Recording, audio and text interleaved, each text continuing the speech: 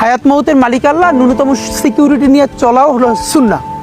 কিন্তু আমাদের লড়াইটা হলো, আমার মা স্বাভাবিকভাবেই কান্নাকাটি করেন, আমার পরিবার সবাই। তো আমি আমার মাকে বলেছি যে দেখো, মানে আমরা যে লড়াই নেমেছি, আমার একটা মনে হয় কি কোনো রাজনীতিবিদের না বাসায় মৃত্যুটা হইতে পারে না, এটা কোনো ভালো মৃত্যু না।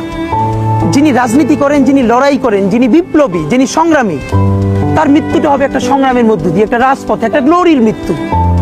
আমি তো ভীষণভাবে প্রত্যাশা করি, আমি ছোটবেলা থেকে এই স্বপ্নটা দেখি, অনেক জায়গায় বলেছি, একটা তুমুল মিছিল হচ্ছে অন্যায়ের বিরুদ্ধে।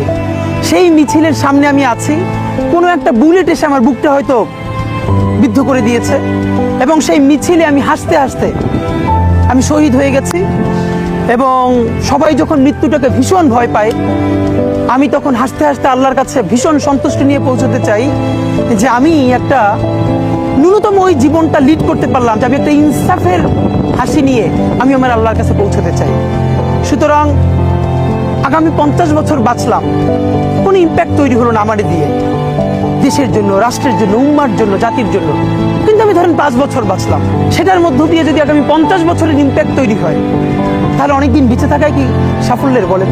শহীদ প্রেসিডেন্ট জিয়াউর রহমান কয়টা দিন বেঁচেছেন, কিন্তু ভাবেন আজকে পর্যন্ত উনি আমার অনুপ্রেরণা। হাঁটতে হাঁটতে আমার পা ফুলে যায়। আমি, আমার টিম সেদিনকে ব্যাগের মধ্যে জুতো নিয়ে তারপরে একটা শপিং মলে ঘুরছিলাম, মানে পা ফুলে গেছে, পা জুতোয় ঢুকাতে পারছিলাম না।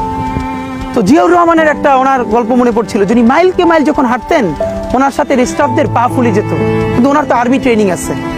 তখন তাকে বলতো যে স্যার আপনার তো আর্মি ট্রেনিং, আমরা তো আর পারি না। এই জন্য ওনাকে মানুষ রাখাল রাজা বলতো। তা আমরাও সারা বাংলাদেশের 56,000 বর্গমাইলে হাঁটতে চাই, আমরা ইনসাফের চাষাবাদ করতে চাই, একটা স্বাধীন সার্বভৌমত্বের সততার বাংলাদেশ তৈরি করতে চাই। আল্লাহ যে কয়দিন হায়াতে রাখবেন এই লড়াইটা করব। যেদিন নিয়ে যাবেন আমি স্বপ্ন দেখে যেতে চাই, আমি আমাদের এমন টিম, আমি আমার সন্তানকে রেখে যেতে চাই, আমার মৃত্যুর পরে যেন এই লড়াই বন্ধ না হয়, এই লড়াই যেন বাংলাদেশে কিয়ামত পর্যন্ত জারি।